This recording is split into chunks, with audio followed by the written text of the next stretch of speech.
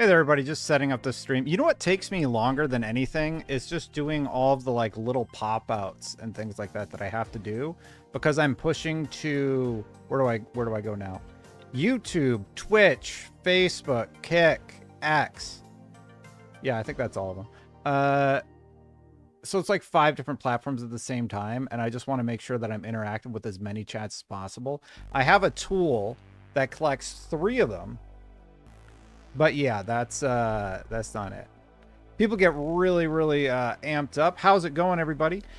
Any news stories besides the Xbox stuff that you saw that I should potentially talk about? We're going to open up the stream with the reacts. We're going to react to Laura Fryer's video where she talked about how she feels about Xbox. She was one of the co-founders of the company, or the branch, I guess. Steam on Xbox coming soon. We are going to talk about that in just a few minutes for sure. Good to see everybody. I hope you're having a good day. Thank you so much for watching. I do appreciate it. Looks like we got a healthy amount of concurrence, and we're going to be getting into the stories here in just a little bit of a sec. I guess I'll give you a little bit of a sneak preview about what I have planned here. Let me just see if this is working. Oh, good. It is working. Okay. So we have the Laura Fryer video, which she just posted. Her content's really great. We've reacted to her stuff before, and we'll do it again. But this one is all about Xbox, where we saw the shift happening. We'll talk about just all of the different things that are going on with the handheld and how people are reacting to it, what Microsoft has said about it, all of that good stuff. What else we got here? Some of my tweets, just discussing some of my tweets and reactions to my tweets over the last few weeks. We have some stuff from Insider Gaming about Resident Evil. What else we got going on here? I'm just going through all my stories, make sure I'm all buttoned up. I mean, I don't think the fact that Square Enix is going to make more turn-based RPGs is really that big of a deal. It's kind of a nothing burger to me, honestly. We could rate Insider Gaming's from Ryan LeMay. 9 biggest games still to release in 2025. Oh yeah, we gotta talk about the Xbox layoffs. Let's do that. Man, this browser is like making my computer chug today. I don't know what's going on. I haven't restarted in a long time, but I should probably do that soon. Yeah, so let's move the layoffs over here. Just so I like to keep all the Xbox stuff together. And honestly, there's nothing to talk about in regards to PlayStation. Oh, the Concord build leaked. So yeah, I think that's the only real PlayStation news that we have to discuss today. And Death Stranding 2 is really good. If you have not yet followed my other channel where I specifically just do gameplay, it would be great if you would at least take a peek. I'm streaming the entirety of my playthrough over there. So yeah, if you want to check it out, here's a link. Oops, I just realized I can't actually multi-chat is in read-only mode. Can I change that on this application? Oh man, that is so dumb. Can I window? Why is it in read-only mode? What do you mean? That's so weird. I don't really need that panel, so we'll just get rid of that. All right. Well, I'm gonna go post it over on YouTube here in just 1 second. Here you go. Let Lisa cook? Who's Lisa? Laura? Do you mean Laura Fryer? I think you mean Laura Fryer. Yeah. Okay, so that's the link to where I'm going to post all my gameplay. I posted my full playthrough of Doom the Dark Ages, part like 10 or something like that. Just something was wrong with the audio, so I just posted it anyway. But one time somebody said something along the lines of, why don't you just post all of your gameplay? Like, show me how big of a gamer you are. And I'm like, yeah, you know, I actually used to do that at IGN, sure. But I'm not going to like edit it. I'm just like, Here's a raw dump of all of my gameplay. There you go. So knock yourself out. If you are curious about watching me bumble around and screw up in video games, you can do so. But mostly for Death Stranding 2, I've just been streaming my progress. So I'll go live and I'm like, all right, here's part 12. I'll play for an hour and change. As a dad, I don't get a ton of long gameplay sessions to just sit down and do whatever. So it's usually at nighttime, or if I can sneak in some time during the day, I'll get an hour in or whatever. So yeah, that's long and short of where we're at. We're going to get into it here in just a second. You liking Death Stranding 2? I did a review in progress on the channel. Sony was the only one who and for the last 2 streams I talked about this, I was having a hard time getting any sort of response from Sony. I reached out to Kojima Productions directly because I'm like, well, maybe I'm reaching out to the wrong people. And a short time later, I did actually receive a code. I do appreciate it. #ad or whatever. You have to disclose when you get a code provided with #ad. It's just a game code, but I guess that's what you're supposed to do. So yeah, really like Death Stranding 2. I got called out because I parroted what a lot of people around me had said at the time about the original Death Stranding, that like, oh, I heard it's a walking simulator. I heard it's pretty light in terms of content. And then people were like, no, all these people said it was like game of the year and everything. I'm like, all right, bet. I played through the whole thing myself and I really, really like the game. It's weird. It's definitely a Kojima game, but the original Death Stranding, I really, really liked. I uploaded the clips that I still had from the original Death Stranding. It's just a bunch of random stuff, like, because I was going to do a review, and then reviews are like a huge undertaking. So I never finished it out. But anyway, I played through the original Death Stranding. Ended up really enjoying it. So Death Stranding 2 comes along, and I'm playing through it now. And yeah, I am having a good time.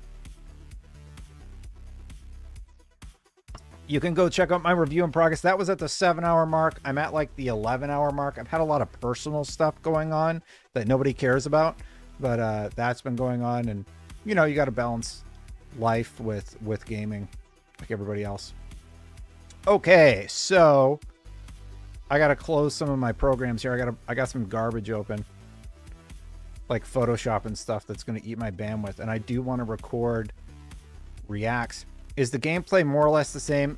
Drew, so to answer your question about Death Stranding 2, I really like Death Stranding 2. I also really like Death Stranding 1, though. So if you did not like the original Death Stranding, I think you will have similar challenges with Death Stranding 2. I think the deliveries have been made significantly easier, especially if you played the first one, partially because of the improvements they made in the engine, but also because we as gamers understand what the game is about now. So you're able to more easily complete those things. So like complete those challenges and such. So yeah, I couldn't get into the first Death Stranding. Well, then you're not going to like the sequel, Beats. I have this app on my phone and my camera's like it's like zoomed out just a little bit too much. I think it's this one, but I don't know if my camera's probably not going to connect now. Start. Okay. Join. Let's see if it works. I literally just want to zoom in like a smidge, but I don't want to touch the camera. Yeah, it's not going to work. All right.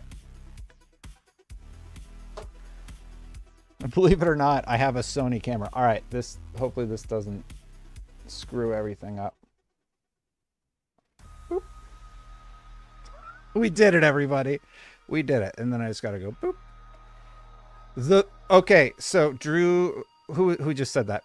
Something funny is how Sony fans didn't like Death Stranding 1 last gen, but now PlayStation has nothing to show DS2 is Return of Jesus. I don't know if I agree with that. I think a lot of PlayStation fans like the original Death Stranding, if I'm being totally honest. And I think PlayStation fans were the ones who pointed out that, like, hey, what you've heard is not correct. You should give it a chance. Especially because I'm a huge Kojima fan. There, in my review in progress, I showed my Metal Gear collection, and it's that my Metal Gear collection has expanded since then. So if you're into Kojima, like it's a pretty cool game. It's a pretty cool game, especially if you're a Kojima fan. I don't know what Daniel's doing over there. He's doing something crazy. Okay, so we got to kill the music because we're going to be reacting to Laura Fryer today. I think we're going to do the gameplay pip, which, as you can see, is working as intended completely. No, it's because I have it set up. I have it currently set up for gameplay capture from the other from the other thing. So we'll do that full screen, and then we got to turn on my camera. Yeah, so all my videos over on the gameplay channel, which I just linked to not that long ago,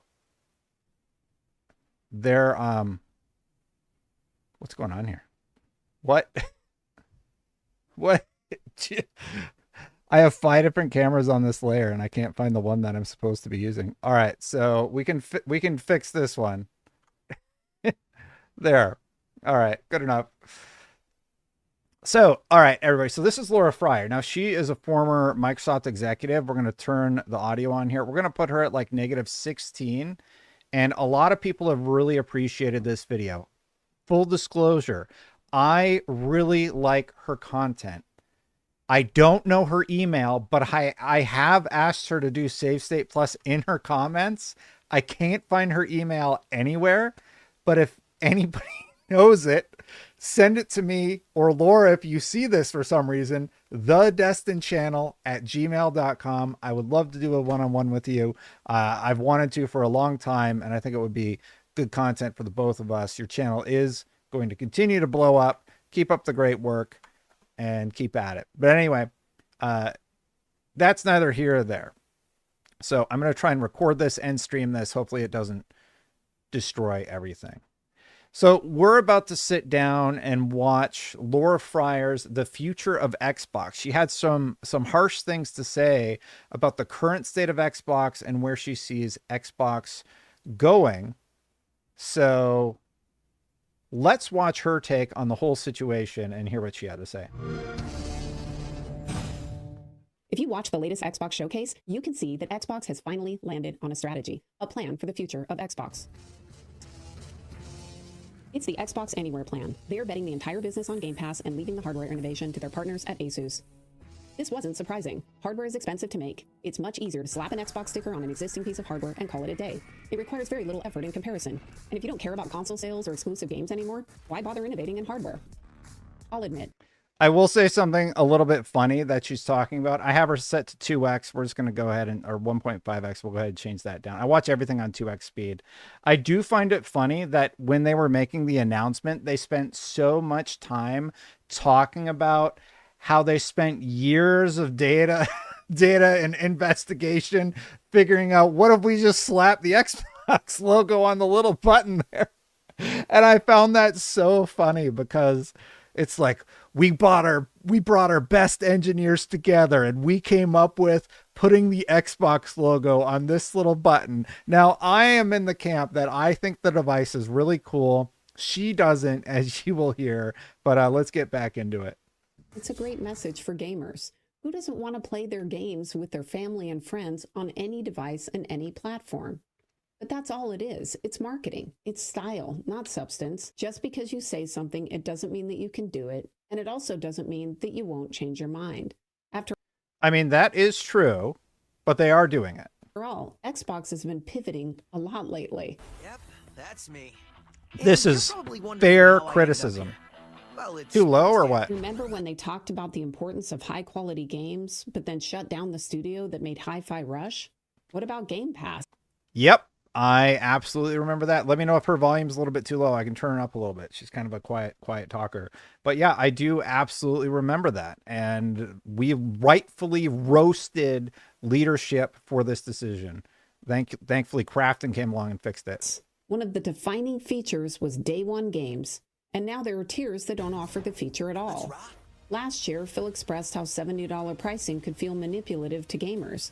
And now he's on board with charging $80 for Outer Worlds 2. All completely valid and justifiable criticism, in my opinion. I think leadership absolutely deserves the criticism for their missteps. They deserved it for the Hi-Fi Rush scenario, raising the price of their console, raising the price of their games to $80. Like, Microsoft, even with all of these, they still offer, because of Game Pass, a very consumer-friendly way to access games at a reasonable price. But they are doing the early access strategy with Game Pass. So now you don't really get day ones, you get day fives. And they're doing all of these like little tweaks to what they had promised. And it is sort of at that point where I wonder where they're going with this. I do still think the handheld is exciting. Let's hear her take. The cost may be high. One day, I know you'll be mine. From my perspective, the Xbox strategy has been chaotic, so it's hard to say exactly what they'll do next. It has. But assuming they stick with Xbox Anywhere, it's really left me wondering, will the latest announcement drive more gamers to Game Pass? Will they be able to convince gamers that the Xbox ROG Ally is a good idea? And what is going to happen with the hardware and software teams that aren't delivering right now in the Xbox team? Are they going to get caught up in the layoffs that Microsoft just announced are coming? Microsoft never announced that layoffs are coming, as far as I know. Maybe they did. Microsoft as a company announced that there may be more layoffs.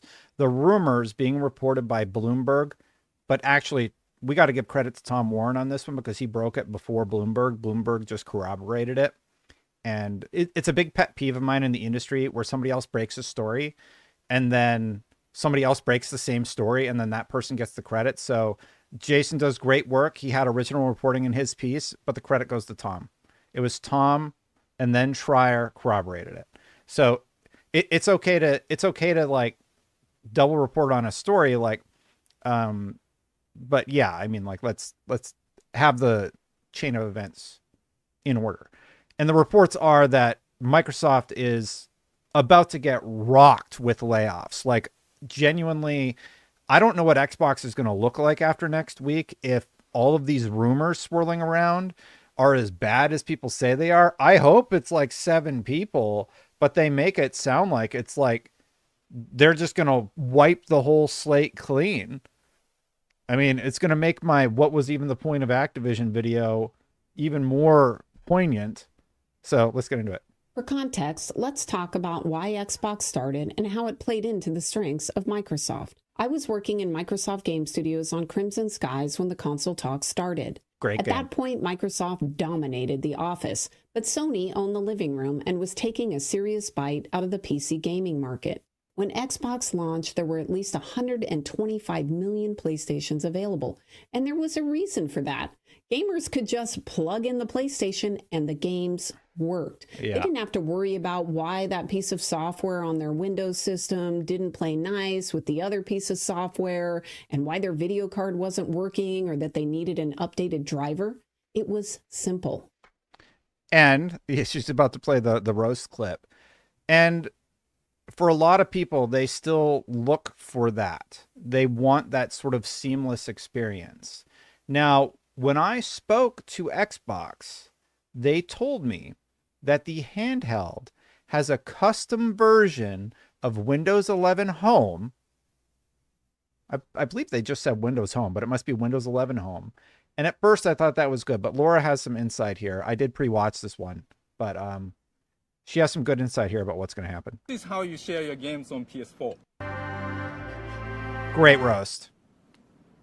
Thanks. Of course, at that time, game developers actually listened to their customers and they would follow them. With all of these gamers going to PlayStation, game developers started trying to climb the hill of learning the PlayStation. And if they could do that, then they didn't have to worry after they made their game about testing all of those hardware and software compatibility issues that plagued the Windows ecosystem. It just worked. Microsoft could see this threat, so they jumped in and did what Microsoft does best. They took over an existing market by leveraging their strengths. They already had a fine-tuned system of execution at scale. They knew how to ship product, and they knew how to scale their system across a large team.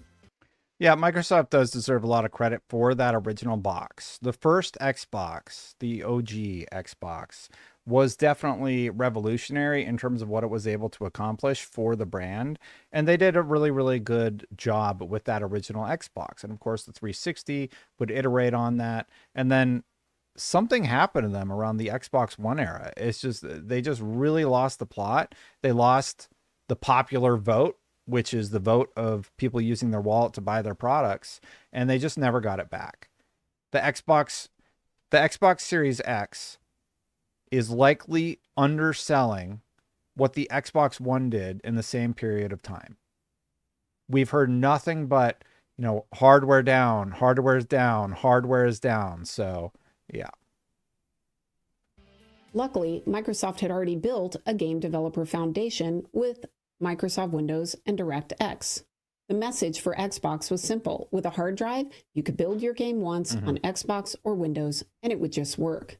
Of course, the problem was Windows was bloated. So without telling Bill Gates, the Xbox team removed the bloat and made a light version to power the box. I start to try to argue for this, why we can't have the normal version of Windows. Bill doesn't want any of it. He doesn't want to hear it. He yells at me, shuts me down. We did everything we could to make the platform as attractive for game developers as.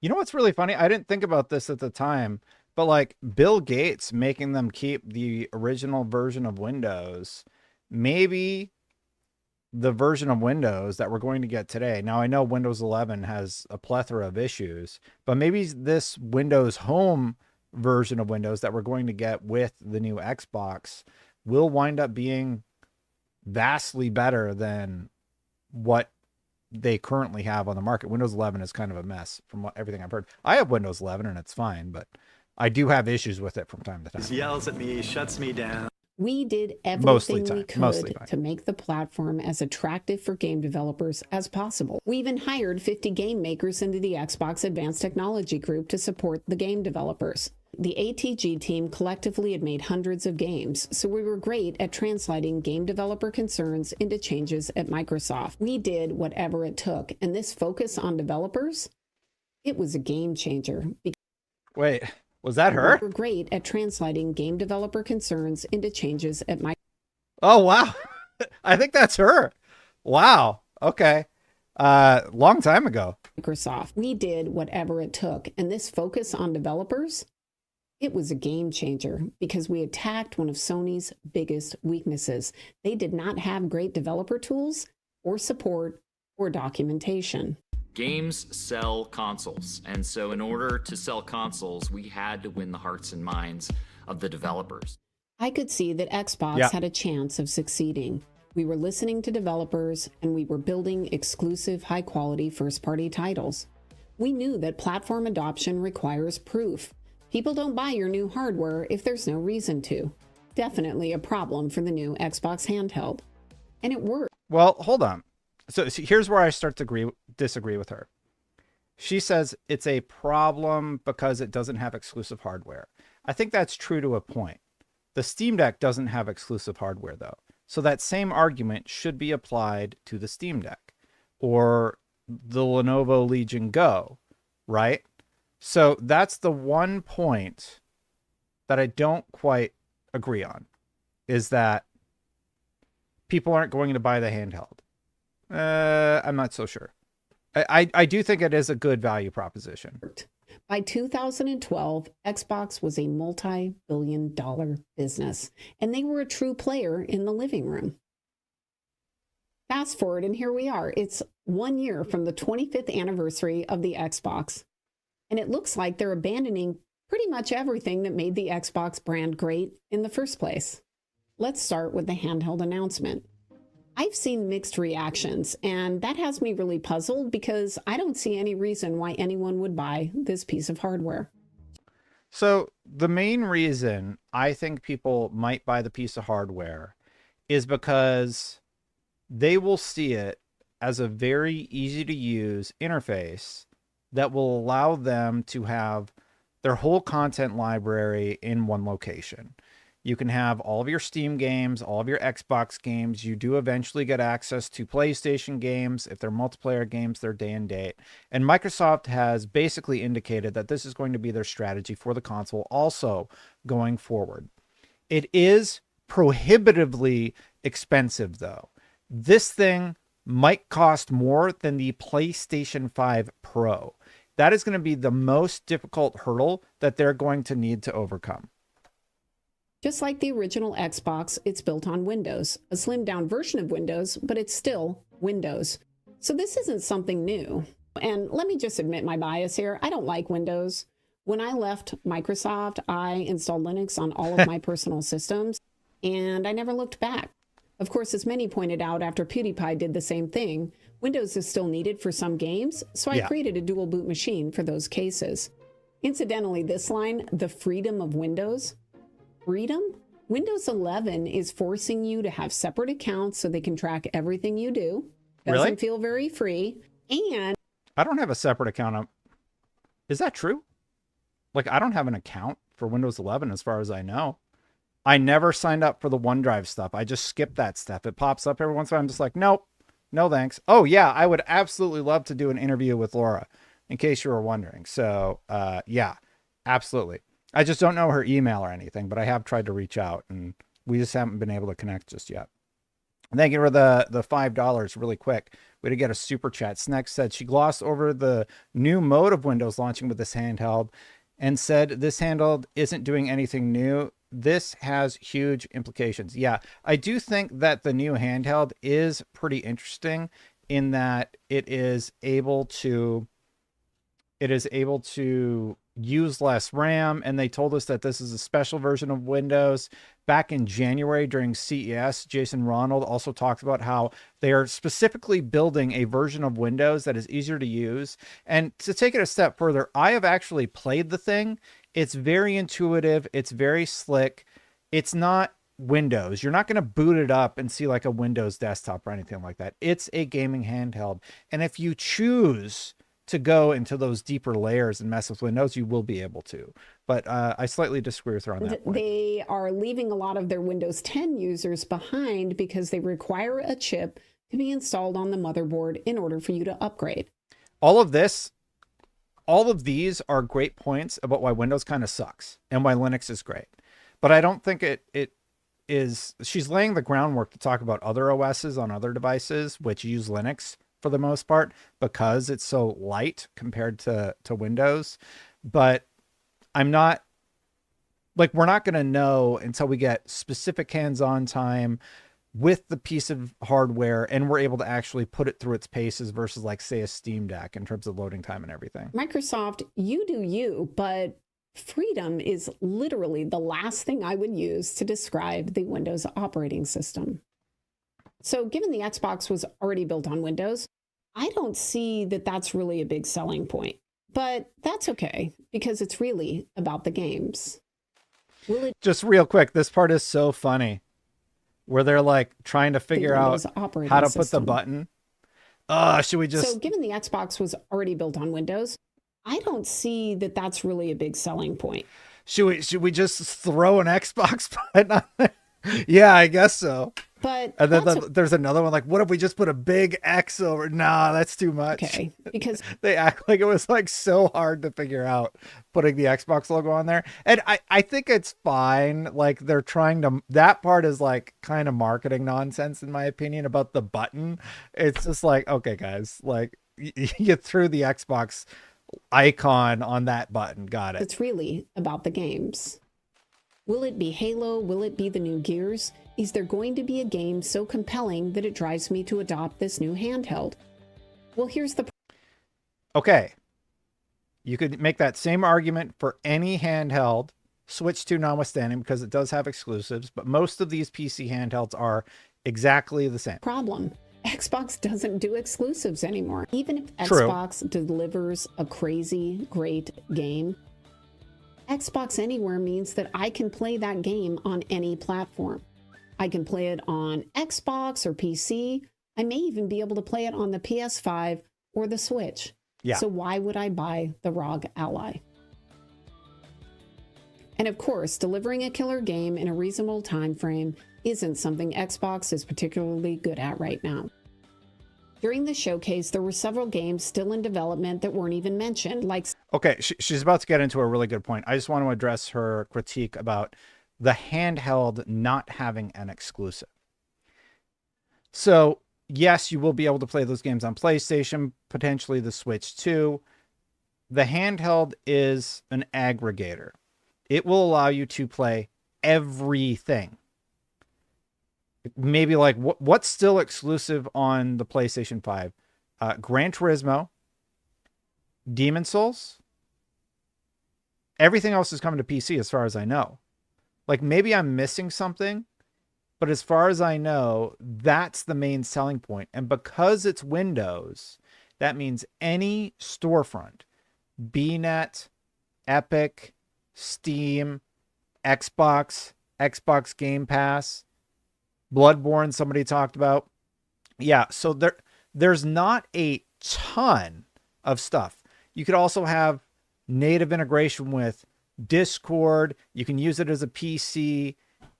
The problem is it's going to be too expensive, I think. So you're going to be looking at, will I play on a Steam Deck or will I play on this new Xbox device? So I hear her point, but this is the reason why I think the handheld's interesting. State of Decay 3, Perfect Dark, and Fable. And many of these games have been in development over 5 years. Yeah. There is only one reason these games are behind. It's because Xbox have lost their culture of shipping at scale. They don't have the people or the process in place that can ship. And it's a shame because they used to do better than anyone in the business. Recently, Microsoft... So, absolutely valid criticism. Xbox might have hit their stride this year, or we're about to go into another drought of Xbox famine for gamers where there's just nothing available. They keep running into this problem. And it's not the first time or second time. Like, it repeatedly keeps happening. And now we're about to hear about layoffs. Tom Warren is reporting that Turn 10, like if you watch this as a VOD, there's this rumor going around that Turn 10 could go through a really bad time. My kids want to give me a high five. I'm going to be back in 1 second.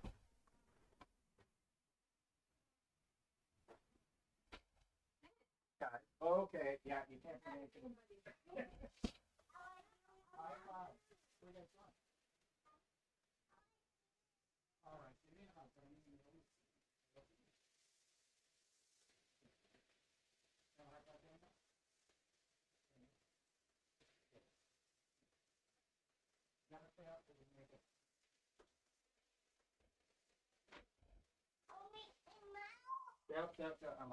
I love you.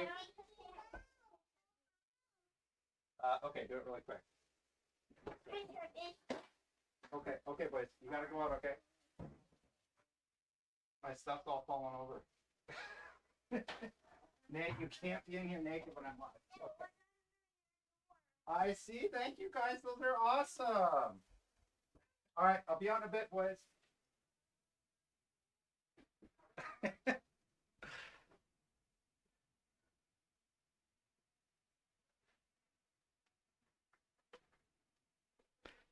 I'm back. Yeah. Let's get back into it. So Laura was talking about how they can't ship a game on time, and absolutely right. They have had a very difficult time being able to ship their games in a timely manner. So let's keep going. Announced that they were going to be doing layoffs. A lot of people are speculating that... Oh, yeah. And then they're about to do a bunch of layoffs. So who knows what that's going to mean for those games that we still don't know anything about. Everwild, State of Decay 3. Well, it's going very to be the frustrating. sales division, but I'm not so sure. I think that if I was working on one of the games that didn't make the showcase, or if I was in the Xbox hardware team, I would be worried.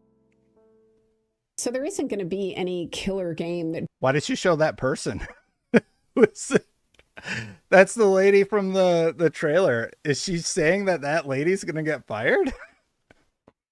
Sorry, I was just like, why'd you show that specific person? Handheld. And That's okay, right? Because Xbox Anywhere means that I'm going to be able to play all my Xbox games and PC games on my handheld. And that right there could be a big selling point. Yes. Except it looks like that might not be the case. It might not.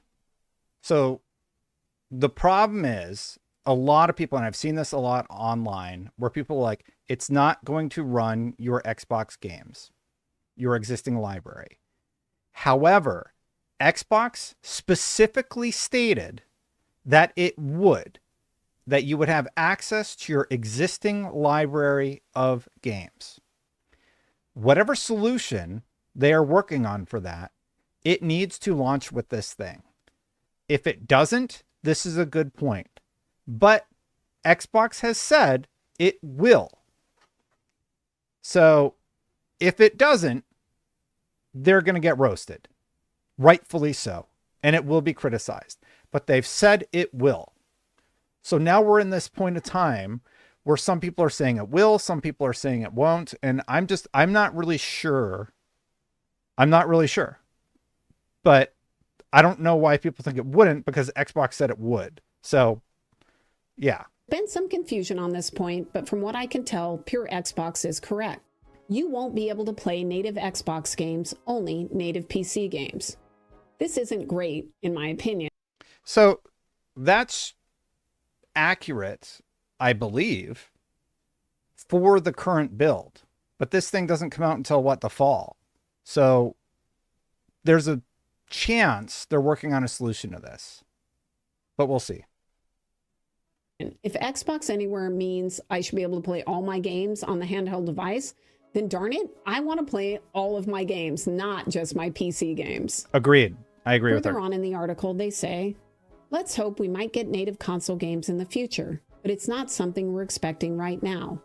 Think of the ROG Xbox Ally as a Windows 11 gaming PC with Xbox-specific features, because that's basically what it is.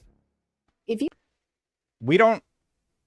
Man, you know, I really wish when I had hands-on time with it, if I could have checked like prototype or something. Well, no, what's a game that's a console-specific game that people are having issues with? Just let me know. Like, let me know something you're having an issue with, because Xbox says, again, that your existing library games are going to work on this thing and on their future devices. So they're working on something, I believe. So I don't know where anybody is getting this source saying it won't. It's been confirmed, only play anywhere. Can somebody link me to where it was confirmed only play anywhere? Halo 5, good example. Okay, Gears 2 and 3. Okay, good stuff. I'll keep that in mind for the future. Let's keep going. You don't have a big budget. Why not just buy a PC? They're not that expensive if you build it yourself. And you'll have Windows 11, just like the handheld, and you'll be able to play all of your PC games. I completely agree with her. You know what's super funny? You got all the PlayStation fanboys right now talking about how much they love this video. I said the same thing about the PlayStation 5 Pro. And you know what? I say the same thing about this device too. If you really want to go in on multi-platform gaming, a PC would be my top recommendation. If you have no console or nothing, my next recommendation would be a handheld device, potentially like this one. This one's the most compelling because it includes Xbox, it includes PlayStation, it includes PC, Steam, Epic, etc. So I actually agree with this. I just find it funny that this is the same argument I made about the PlayStation 5 Pro, because $800, you're already kind of at that price point where, well, for a little bit more, and after taxes and everything, like you want to buy a disk drive, you want to buy a stand and all that stuff, you could build about $1,000 PC that's more powerful than the Pro. Even today, even with all the craziness going on with prices and such. So I found it a little funny that people reacted the way they did. Sofa King said, I disagree. They just shipped like 67 games. They did. But the question is, are they going to hit a drought? Are they going to be able to keep up with that consistency because they haven't all the time and they're about to have massive layoffs. So there's a bit of a concern there in that respect. I want to be able to play my 360 games on the go. I hear you, Mordecai. Me too. That's the problem that they need to solve for. All right. Sorry, maybe I'll put this down here so I can see this chat here. Oop, let's go. If you want a handheld, skip the PC and buy a Steam Deck or some of the other handhelds with Steam OS on them. It's built. So, yeah, the one thing is I think she's thinking about it too segmented. Like, I have to play all my PlayStation games on my PlayStation 5. I have to play all my PC games on a PC. I have to play all my Nintendo, unless you emulate them and get sued. You have to play them on the Nintendo Switch. So Nintendo's the only one that's truly keeping up with exclusives, I suppose. The attractive offer that Microsoft is presenting is Xbox Game Pass, all your PC games, PlayStation games, all in one spot. So I think that's what they're going for, right? But if you think about it segmented, like you have to have a different device for all these things. And I think further out, I think that we're going to see more storefronts where you can kind of get everything. But I'm also, just thinking on it though, but like if everything's coming to PlayStation anyway, Xbox does have a difficult sales proposition there. They didn't have 30 studios when they had a drought. That's a good point, Sofa King. Lao says, Matt, thank you for the 10 gifted. Really, really appreciate it. Lao says, there's a big difference between this and the next gen Microsoft Xbox. This will be a Windows handheld with Xbox branding. That's it. Lao, the next gen Xbox console is going to be similar to this. They are making it in partnership with AMD. It's going to be this. We'll read that in a little bit, but just buckle up because it's going to be very similar. Built on Linux, so no Windows 11, and it's cheap compared to most of the handhelds out there. And that brings up one other possibility to consider. Maybe it's price. Maybe Xbox and Asus are going to undercut the market by making this a very inexpensive handheld. I personally don't think this is likely to happen. Remember, the Xbox ROG Ally is essentially a reskin of an existing product. Their cheapest version of the ROG Ally is around $600.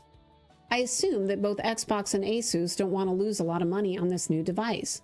Asus is great at hardware, and I'm sure they have already done the cost reduction on the handheld.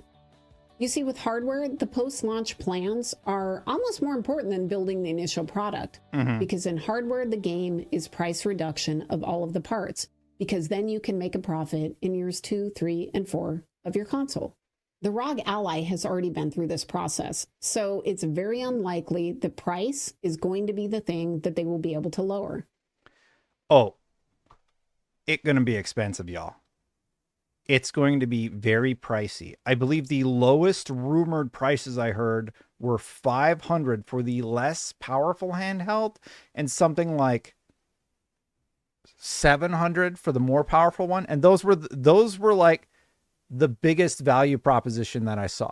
All of the other prices were worse than that. Yeah, $700, so $699, $700, or what was it, $499? So $500 to $700, something like that. It's not going to be good. It's unlikely to be the thing that brings gamers to buying the handheld.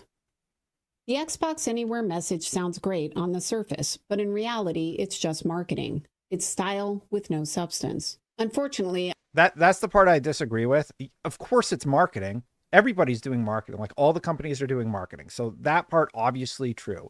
However, no substance. Obviously, the value proposition play is the play here. Being able to have access to all games from all libraries except Nintendo, that's the play that they're going for. But she brings up really good criticisms about the price, OS concerns, and buy-in by the consumer due to those restrictions.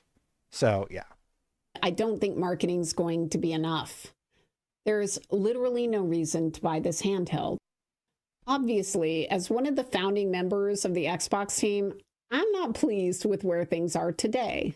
I don't love watching all of the value that I helped create slowly get eroded away.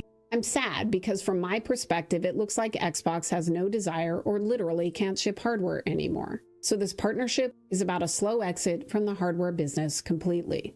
Personally, I think she's right. So we'll rewind just a little bit there, but I agree with her. I think Xbox is done making hardware. I think these layoffs are going to decimate the hardware team, sadly. That's just my prediction. Because they've signed a multi-year partnership, I think their strategy going forward is the ROG Xbox Ally and the Xbox Ally X. Whatever their next console is going to be, it's also going to be made in partnership with AMD. So it will be very similar to what they are making with this handheld. And I'm really excited about that. I like barriers coming down. That has me somewhat excited. What has me concerned is this idea of layoffs. So the rumors are making it sound like it's going to be catastrophic, right? So we don't know what Xbox is going to look like after next week. It could be really, really bad. And that's just going to be unfortunate and sad.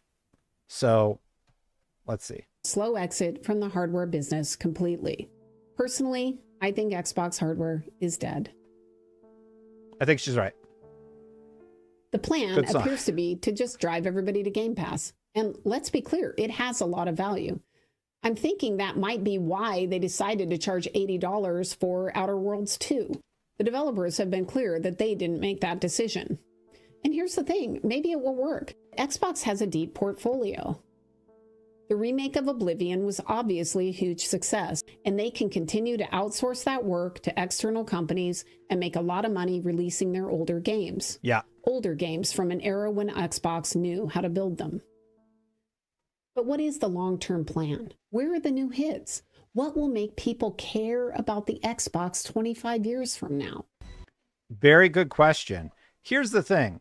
25 years from now, I think all consoles are dead. I don't think we're going to be playing on consoles because TVs will, like we're already at this point in terms of graphical capability where the jump from PS4 to PS5, like it was notable, but not as notable as people had hoped. And the time it takes to make exclusive games, it simply takes too long. So people are expressing unhappiness about how long it takes to make these next-gen exclusives. And often they don't look as visually appealing as they had originally hoped or thought they would. So I think in 25 years, it will be all about software. So hopefully Xbox is making a focus there and they're able to thrive in that respect. Sony's already doing a dual release thing. And let me ask you a question. Xbox lost the console war. If Xbox is getting out of the hardware business, what is the negative that Sony has releasing games on PC in, say, like a 6-month window? They get the majority of their sales in those first 6 months. And then after that, it goes to PC. So I think Xbox is going to use a different manufacturer to create all their hardware going forward. They're not going to do anything with it. I don't think. And then I do wonder what PlayStation's window looks like. Like we're talking about 25 years from now. Like what 25 years ago, we didn't have Ethernet ports in our consoles, right? I don't know when the Xbox came out. But yeah, so I don't know if PlayStation will ever go day and date. There's two companies that still have exclusives. It's like Nintendo. Nintendo's evolving in some interesting ways where they integrate like their guides into mobile apps and such, but we'll see what happens. Anyway, just sort of a thought there, and I'll let her finish up. I was excited to see Clockwork Evolution in the Cool game. showcase, but will something like that be enough? Do they have more? Next year marks the 25th anniversary of the Xbox, and I'm sure that they will have some big announcements and plans for honoring the milestone. Maybe next year is the year. Maybe next year is the year that the fog will clear and all of us will see the beauty in these latest announcements. Maybe I guess next we'll year. just have to wait and see. If you like this video, you might be interested in another video I did called Why Xbox Lost. In it, I talk about all the cultural changes that led to what you're seeing today. Her content's absolutely phenomenal. If you haven't subscribed to Laura Fryer yet, you absolutely need to. As you can see, I am already, well, as you can see here, I am already subscribed. So I'm going to drop this in chat. Just give me a second to figure out how to do that. But yeah, she's great. And her content's great. I really appreciate her insights into the industry. I'm just dropping it in YouTube chat, but just look up Laura Fryer. My chat's blowing up right now. Thanks for watching, everybody. Lord Zero said, what has me concerned is if Xbox exits the hardware market, what happens to my library? I've been purchasing digital games on Xbox since the 360 days. Do I just lose them forever? You will not lose them. Xbox has already said all your gaming hardware or your games will stay with you for the indefinite future. And that's why I think whenever this handheld comes out, they will have presented that solution in some manner. So we'll see what that ends up looking, and then we can discuss whether or not we like it. But they have repeatedly said that your library will be protected. And basically, Lord Zero, Microsoft would have to die. I think there's an earthquake. Microsoft, I hope that was an earthquake. Microsoft would have to die in order for you to lose complete access to your library. Now, if you're watching live, thank you for watching live. I'm going to do an outro real quick so we can VOD this later. But thank you so much. While I have you, thank you so much for watching. Hit that subscribe button. Hit that bell. If you're watching live, I'm not going anywhere. If you're watching the VOD, thank you for watching the VOD. Huge shout out to the members. I appreciate all of you very much. Chris Reddy, Phil Roney, Spingetter, and Aries EMS, thank you for backing me in my independent venture into gaming. If you want to become a member, you can do so by clicking that join button or supporting on patreon.com/SaveStatePlus. Again, if you're watching live, I'm going to be right back. I'm doing the outro for the VOD. So hang out every Sunday. I stream in the afternoon content all about gaming, and we're doing that live right now. See you if you're watching live in about 2 seconds. If you're watching the VOD, I apologize for a bad outro.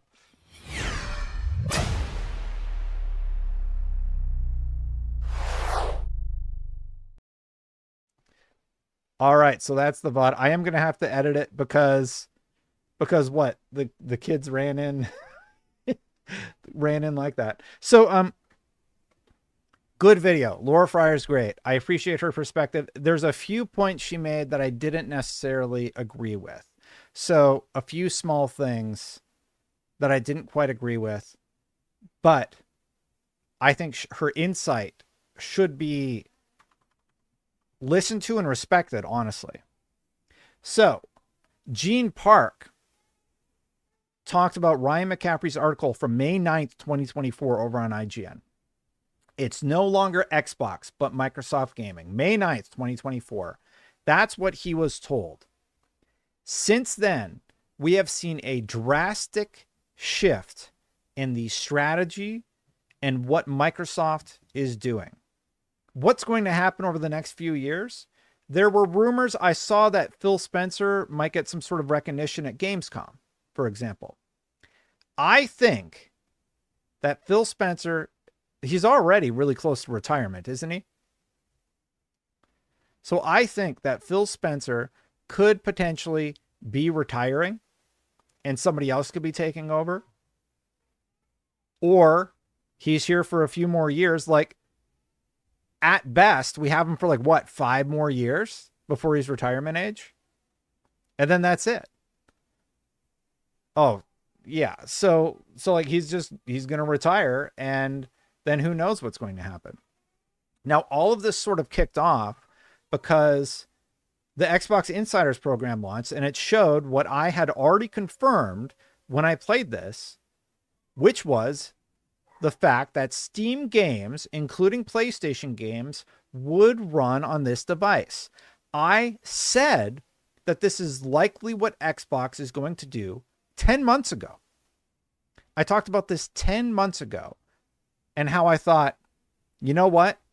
I think that they are going to make some drastic changes in terms of how they do things.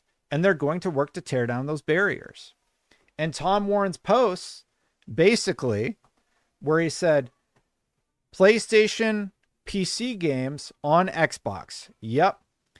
And I jokingly tweeted, show Spider-Man and you'll really blow their minds.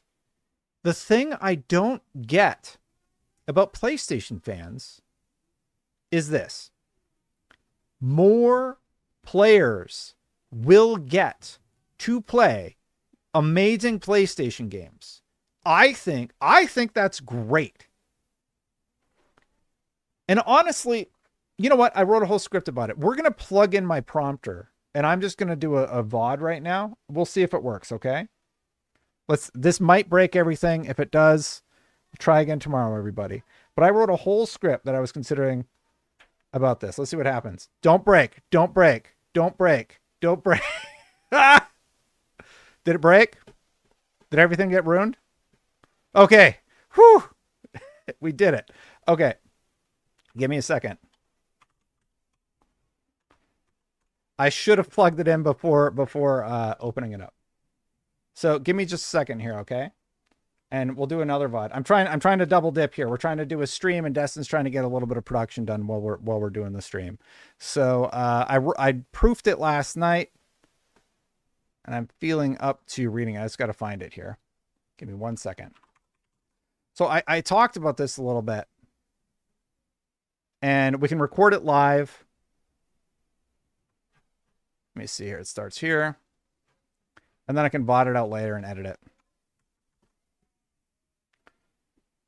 I see Luke does this all the time on his streams. And I'm like, yeah, you know what? I'm just going to start doing it. Y'all are smart enough. You know, like everybody does the live stream VOD thing now. So yeah, let's talk about it. All right. So here we go. Let's see what happens. Let's see how this ends up looking, everybody. So I'm going to roll. We are rolling. Stream's good, right? Did everything break or no? Did everything break or are we good? All right. So this is a long, rambly thing that I wrote.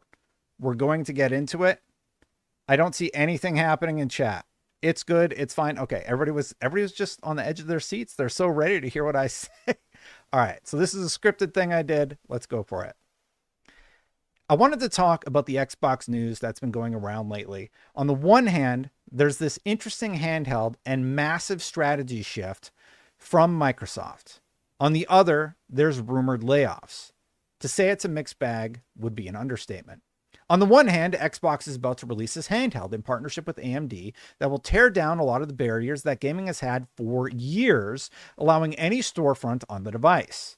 They confirm this for the handheld, and their own words indicate this will be the path forward.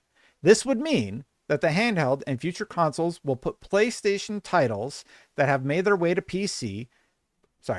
This would mean that the handheld and future consoles will play PlayStation titles that have made their way to PC, as well as any game on PC. So that's really exciting for Xbox fans who've never played Spider-Man or God of War. And it's really exciting for people who want the most games in one spot, hopefully without the hassle of PC gaming. If they pull it off, it'll be frickin' great. And to top it all off, Xbox has promised full backwards compatibility with your existing game library. This addresses a major concern that Xbox fans have had for years. All of that sounds kind of cool, doesn't it? Don't have a PC? Well, it sounds like you'll be able to get one without many of the hassles of most PCs. If you're a PlayStation gamer, it will give you an easy way to access Xbox Game Pass or the PC Marketplace, or of course you can keep buying $80 games on PlayStation. And it gives Xbox owners a way to experience some amazing PlayStation games. Time will tell how it goes. I'll be curious to see what buy-in is like, but at the end of the day, I'll be curious to see what buy-in is like, but at the end of the day, I'm screwing it up. This is what it's like when you read stuff, right? I'll be curious to see what buy-in is like at the end of the day, because let's be honest here, Xbox has lost the console war, and they've also not hit sales targets with Xbox Game Pass. Based on estimates, there's a strong chance their console, the Xbox Series X and S, still hasn't outsold the Xbox One. And it sounds like there's a chance they may just hang up their hat when it comes to proprietary consoles if this AMD partnership is successful. And honestly, that actually sounds good for the player. On the one hand, a potential gaming future with fewer barriers, that is exciting. What I will never understand is why any gamer would see gamers excited about getting to play PlayStation games via Steam, of course, and feel the need to disregard the significance of what's happening here. Xbox lost the console war, and you know who's going to win because of it? All gamers. The amount of weirdness I've seen from some of these so-called PlayStation fans who swore Sony would block this from happening on any device with an Xbox logo on it are now saying things like, it's just a PC, or that's not an Xbox, or it doesn't count because it's on Steam. Oh, it counts. It's just weird as hell that you care so much about Xbox gamers getting to play PlayStation games. And they really do care. They get mad when PlayStation games come to PC. They get mad when someone who prefers Xbox says positive things about a PlayStation game. I know, because I've said many positive things about PlayStation games, and they still don't. It's never good enough.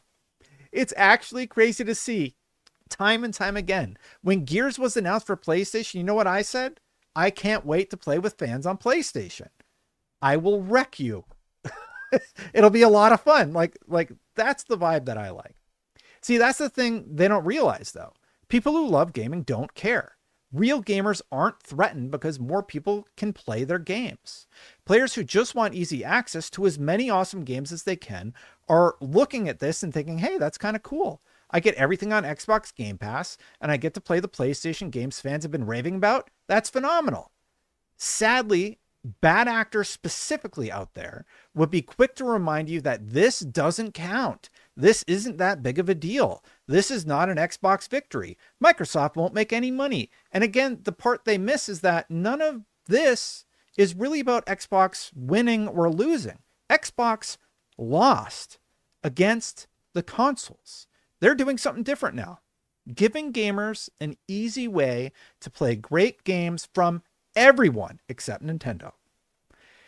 It's not a shot at PlayStation. Hell, the fact that their games can be accessible is a key selling point. That's awesome. If you would have asked me 3 years ago, and I've been called out for this, I would have said Xbox will probably make games exclusive. It'll force Sony to compete, and it'll force them to up their game to go toe-to-toe with Xbox, and vice versa. I believe competition is a positive thing. Clearly, that didn't happen. Executives plan years ahead, and what they actually said is this is about getting great games in places where Game Pass exists. And now, Xbox making games exclusive was the wrong strategy. Instead, they are doing something drastic that I think others will come around on over time. I'm not saying they're going to emulate it, but I'm saying I think a lot of gamers will come around to this idea. The fact that some gamers would be upset because more people can play their games, that's weird to me. Gamers who point out that PlayStation games are installed from Steam are missing the point. Nobody cares about the storefront. They care about the access. And now they can have it with this handheld and with future Xbox consoles.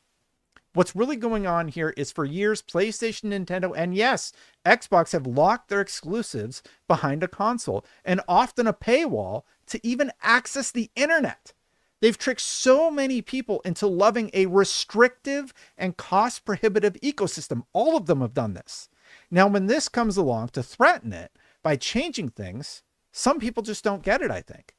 And since Xbox and PlayStation are the two changing the most, yes, I mostly talk about them. First, it was when PlayStation released games on PC. Gamers Online downplayed it as not a big deal, or they'd claim they weren't selling. But when it can be used for a victory, like with Helldivers 2, it's the best thing anyone has ever done. Just don't dare point out the shrinking list of exclusives on the console or shrinking time frame of PC ports.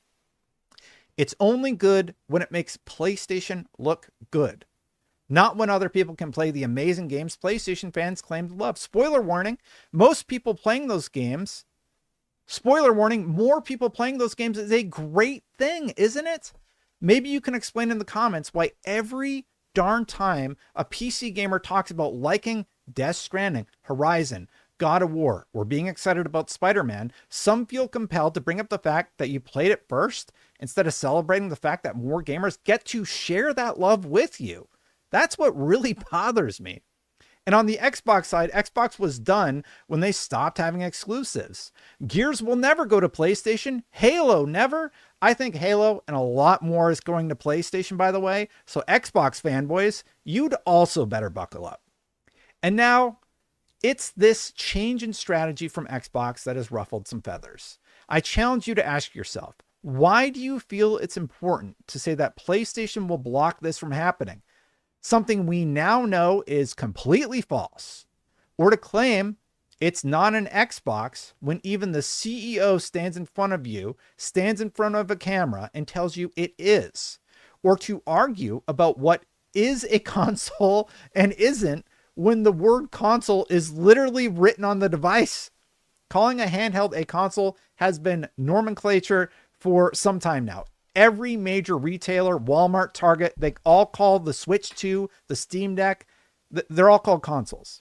So some are getting hung up on semantics, but this is the future of Xbox, at least, for everybody. More games for everyone. And honestly, I'm glad they didn't make exclusives now, because in hindsight, this is a much better way to play together. If some players can get past this time of change, I think they'll agree it's pretty darn fun too. And I welcome any PlayStation fan to play Gears of War or Halo with me, should we get the opportunity to. If you could let your idea of what might have been had Xbox and PlayStation made everything a console exclusive, I think maybe you'd realize that what actually happened versus what any of us thought would happen, it's kind of a good thing. I'd argue it's the best thing that could have happened. Would you rather Call of Duty was exclusive on Xbox? I don't think so. When PlayStation was jacking up prices and greenlighting 12 live service games, I thought Xbox making exclusives would be the play. It would get PlayStation to refocus on what they do best: amazing first-party experiences and price competitiveness.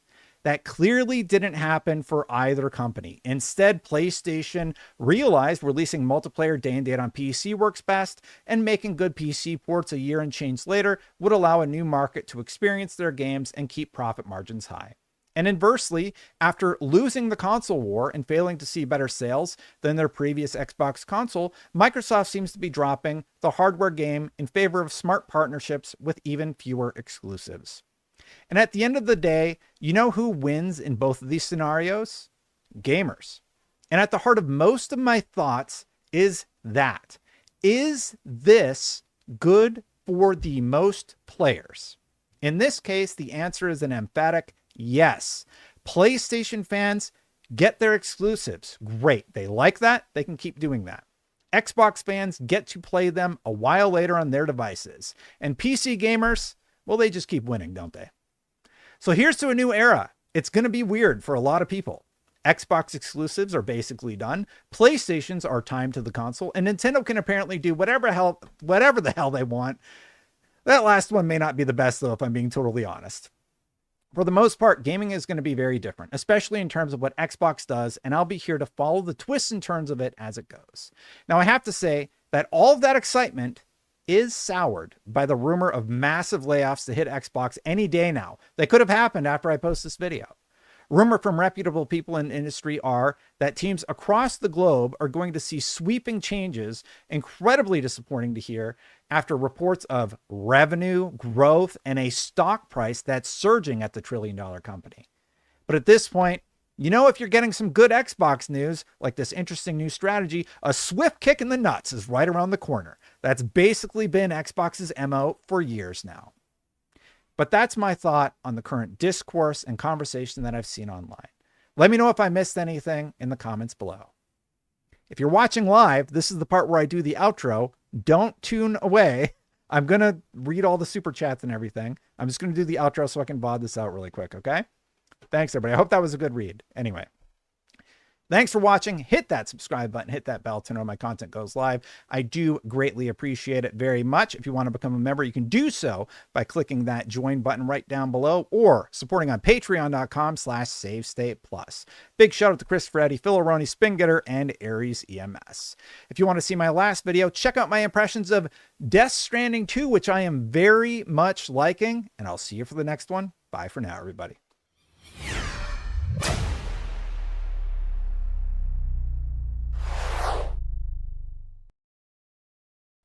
Okay, so how was that? Let's talk about it. So that's a video that I've been meaning to record the last few days, and some people drop some super chats and stuff, so let me just read those really quick. Phil Rondy says, to your point, the PlayStation Portal turned out to make gaming adapt to your life, sold way more than they expected. Yeah, the PlayStation Portal ended up being really, really good, I think. Valve brought Xbox and PlayStation to PC. Steam gets the credit, not Xbox.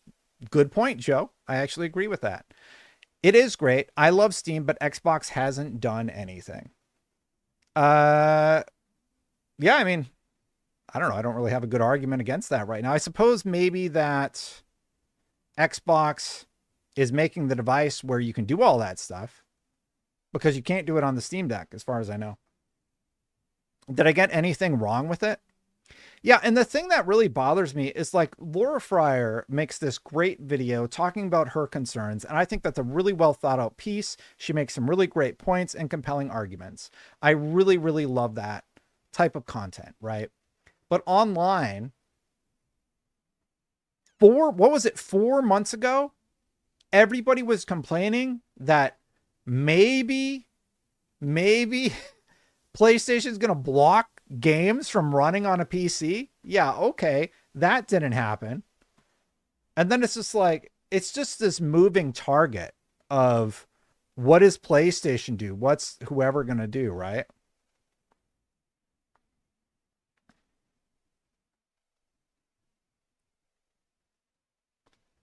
So yeah, that's sort of my reaction to the whole thing. And it's just really frustrating. Like, I just feel like everyone's missing the point. And Xbox lost. Let's be really, really clear here. Xbox lost. They lost. Like, what? What more do you want? They lost. I've admitted they lost. Everybody knows Xbox lost. Phil Spencer said they lost. So it's just like, oh, they're making a console where Steam games can run on it. Like, as a PlayStation fan, I'm like, oh, that's cool. This device will have all of my games in one spot. That's kind of exciting. They lost the console war.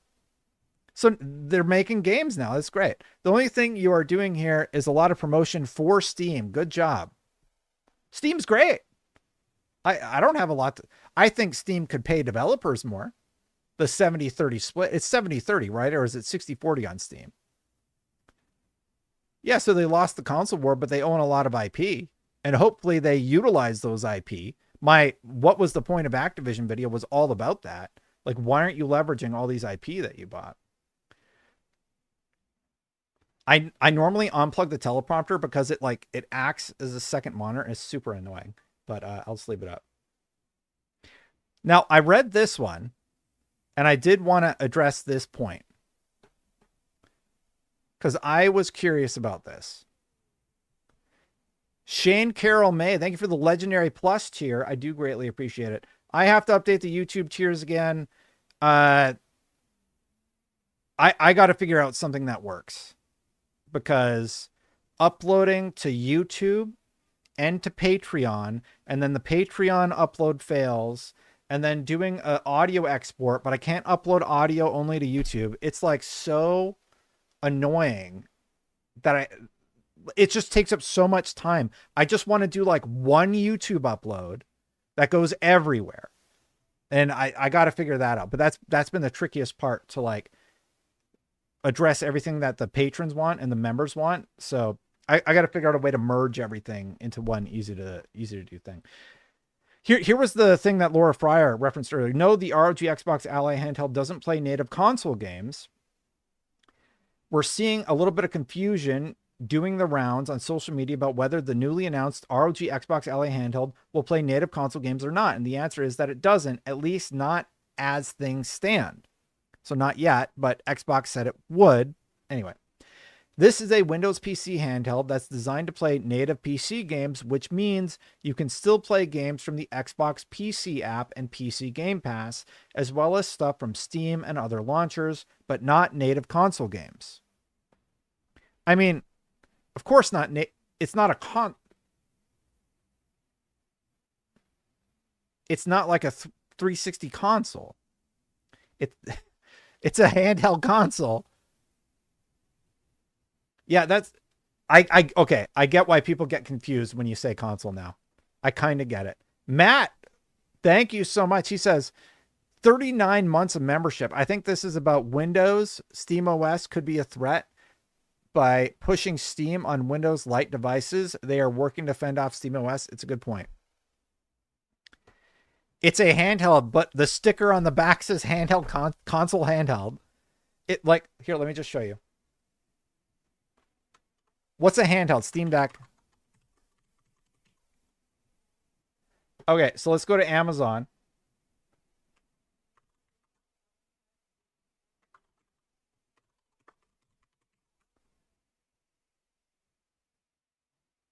Look at this. Valve Steam Deck handheld console. That's a handheld, but they call it a console. Well, Target. Switch is a handheld.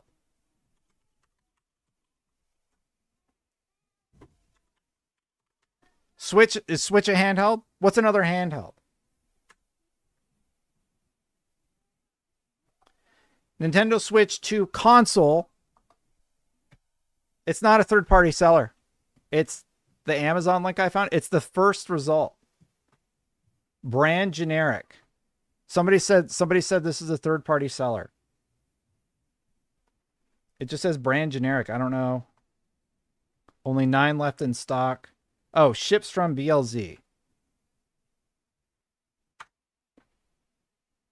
Let's see. By Valve Index. So, handheld gaming console. Handheld console. This one doesn't have the word console. Handheld gaming console. Handheld gaming console. Handheld gaming console. Handheld gaming console. So, retailers call handhelds consoles. That's where the confusion comes in. So I understand why it's confusing, and I'm not trying to argue semantics here. I'm just saying that's why I will call a handheld a console, because a lot of people got hung up on the fact that I called the Xbox ROG Ally X a console. There's two things happening there. One, everybody calls handhelds console in the retail market. And two, the Xbox console, the next console, will be like that. Now, in a crazy world, I would love to see Xbox update the Xbox Series X to utilize this OS. That would be really, really cool. We got a super chat from Face 23 Bikini. In my opinion, thank you for the $20. In my opinion, the next Xbox OEM Steam box is for hardcore Xbox fans who don't want to move to PC. The next Xbox devices will be $800 to $1,000. Yeah, it's gonna be a lot.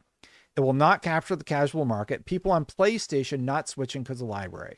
That's true. They would switch because it's a PC. That's the only reason they would switch. Lord Zero says handheld is short for handheld console. All handhelds are console. Always have been. So yeah, like I'm not trying to be like a jerk about it. But people really latched on the semantics about using the word console. So I don't know what to say about that one. It just, people call it that. I don't know why. Like retailers call it that. Everybody calls it handheld console. But this shift from Xbox has been happening for a long time now. The kids want to go to the beach, by the way. So I'm probably going to go like 30 more minutes and then I don't know if we can make the beach in that time. Here's what the official website says, just talking about the ROG Ally, because I saw a lot of people just looking over here. This is an Xbox brought to life by ROG. Next gen power in your hands. Handheld freedom future. Power of Xbox. Freedom of Windows. We want gamers to have the best handheld experience possible. So together with Xbox, we've created a smoother, more intuitive interface. The interface is really slick. Now, when you power on your ROG Xbox Ally, you're dropped straight into the Xbox full screen experience, a console inspired UI optimized for joystick and button controls. It still has the flexibility of full Windows installation under the hood, simple, seamless, and made for play. Screen simulated. Yeah, okay, of course. Play all of your games. All of your games. Powered by Windows 11, the ROG Xbox Ally and Xbox Ally X give you access to your full library of PC games from Xbox and other game stores as well. Whether you're into indie games or AAA blockbusters or classic games with custom mods installed, you can play them all. Jump back in with games that are Xbox Play Anywhere. You can pick up right where you left off on your PC or Xbox. Just sign in and your progress and achievements sync seamlessly, ready for you to dive back into the battlefield anytime on your ROG Xbox Ally. Game bar integration. This is just a feature here. It's pretty cool. Switch between games with the press of a button. You press the button that pops this out and you can just switch real quick between games or launchers or whatever. Built by the Republic of Gamers. Oh, good battery life. There. Whoa, what is happening here? Stop. Feels like Xbox designed for handheld. Comfortable, familiar. The ROG Xbox Ally is designed to feel natural, just like your favorite Xbox controller. Deeper, contoured, and textured grips allow for a tighter and secure hold. The perfect fit for comfortable long sessions at home or on the go. From the leading asymmetrical stick layout to iconic A, B, X, Y buttons, everything about the ROG Xbox Ally feels familiar, responsive, and ready to play. Does it run Halo 5 is what everybody wants to know. Yeah, zero tearing. Oh, yeah, this is kind of interesting. So apparently, I didn't know this was a thing. Get out of here, chat lady. So this can plug into basically a graphics card. This is like a 5090, and then it's just more powerful. It'd still be throttled by the CPU, but that's kind of interesting. And then they show the specs. But yeah, okay, so that's that. And when you ask about, like, what's the future of Xbox? What are they going to do with the handheld versus the console? I'm telling you, Xbox's handheld has been essentially canceled to focus on next software platform. They're going to do partnerships going forward. This was reported a while back, June 12th. Face says, watch the future of Xbox vid by Laura Fryer. We already watched it. It was the first thing we watched at the top of the stream. So I think the future of Xbox is going to be this strategy. And we have one more, just because everybody seemed to have missed it. Let's listen one more time to what they told us.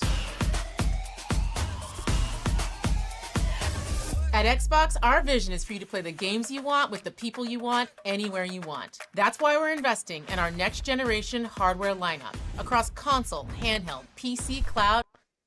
They're talking about console, handheld, PC, cloud. It's all things. This is their next generation. This is the next generation of what they're planning to do. And accessories. I am thrilled to share we've established a strategic multi-year partnership with AMD. It's going to be a multi-year AMD partnership to co-engineer silicon across a portfolio of devices, including our next generation Xbox consoles. Including their consoles. So like people are like, why, Destin, why do you keep saying that it's going to be their next console? Because that's what they said. They said it in this video. Your living room and in your hands. Together with AMD, we are advancing the state of art in gaming silicon to deliver the next generation of graphics innovation. I don't like this whole we're gaming silicon. I don't know what that is. It's a weird marketing term. To unlock a deeper level of visual quality and immersive gameplay and player experiences enhanced with the power of AI, all while maintaining compatibility with your existing library of Xbox games. All while maintaining compatibility with your existing library of Xbox games. They say it in the 1-minute announcement trailer. So they addressed that concern, which is, yeah, there's a lot of buzzwords in here, but like there's a few key points. All storefronts, your existing library is okay. This is all about building you a gaming platform that's always with you, so you can play the games you want across devices anywhere you want, delivering you an Xbox experience not locked to a single store or tied to one device. That's why we're working closely with the Windows team to ensure that Windows is the #1 platform for gaming. The next generation of Xbox is coming to life, and this is just the beginning. We can't wait to show you what's next. Okay, so this is what I discussed 10 months ago. I've been talking about it for a long time. Like originally I was thinking like, okay, they want to get Game Pass on Nintendo or on PlayStation.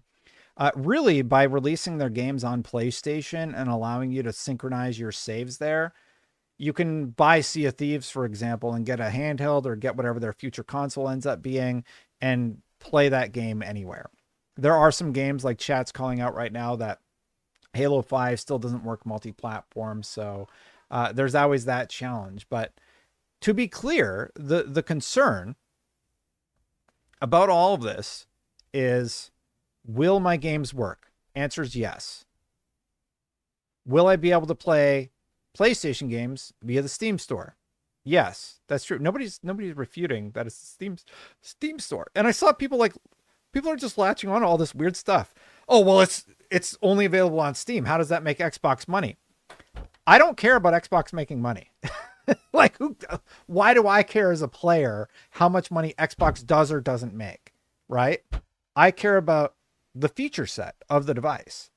Soap King says, I disagree. I believe they will ship the next Xbox. I mean, we'll see. We'll see. And then,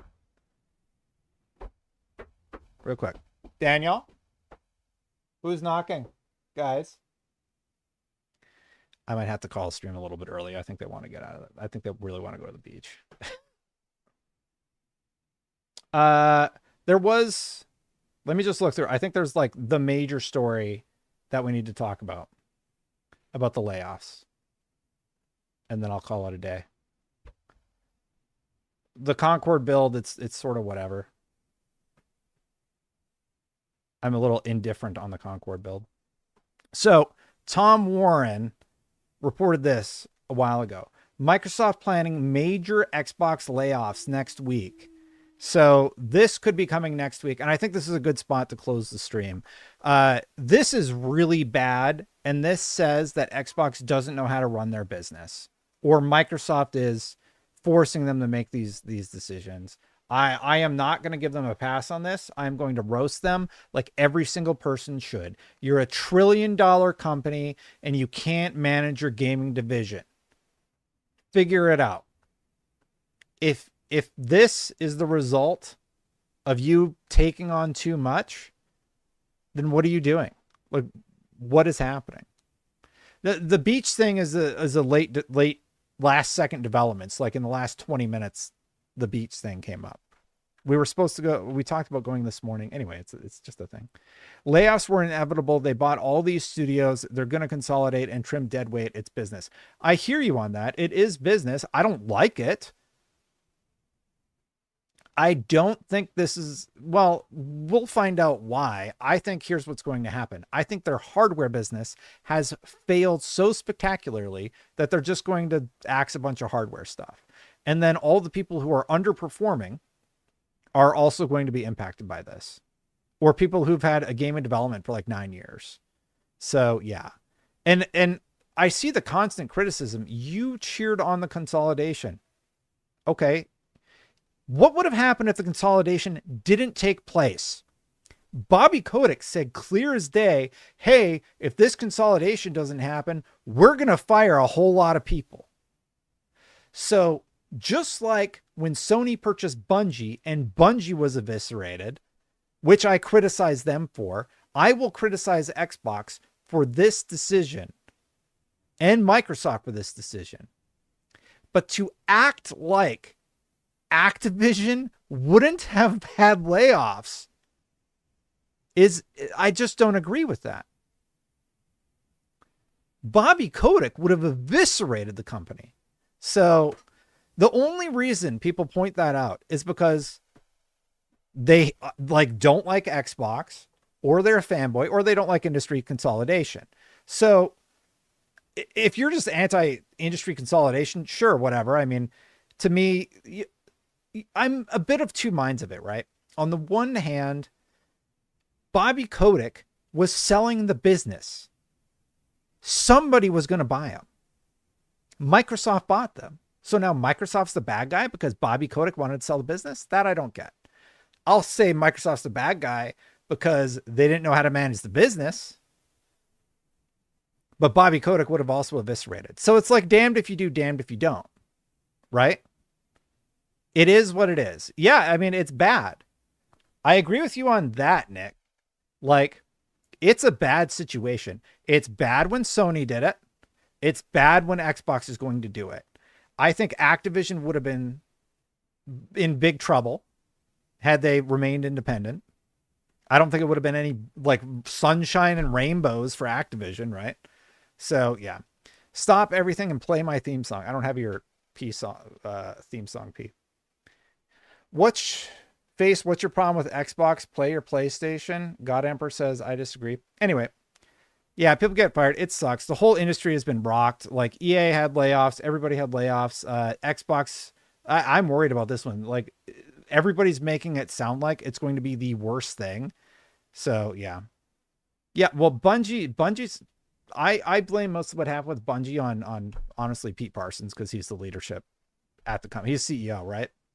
So yeah, that's where the buck stops. And I suppose with Microsoft, it's like part of it's on Phil, but it feels like part of it's on Satya also. Because something happened after Activision and the May 2024 tweet happened. Anyway, I think I got to go. Unfortunately, like we're having a great stream. I actually appreciate the back and forth. It's been a really, really good stream. I'm going to go bring the kids to the beach. And, you know, I got to get to my other job real quick. So thanks for watching, everybody. I do greatly appreciate you. You know, got a lot to do today. Got my other responsibilities. Thank you so much, everybody. Hit that subscribe button, hit that bell to know when my content goes live. I do greatly appreciate you. Have a wonderful day. I don't want to talk about where my other job is, but yeah, we're going to get back to it. Thanks for watching, everybody. Thanks so much to the members for supporting. I do greatly appreciate you. Christopher, Annie, Philaroni, Spingeter, and Aries EMS. Thank you so much for supporting. I got to get out of here. I'm loving it. I'll see you for the next one. Bye for now, everybody.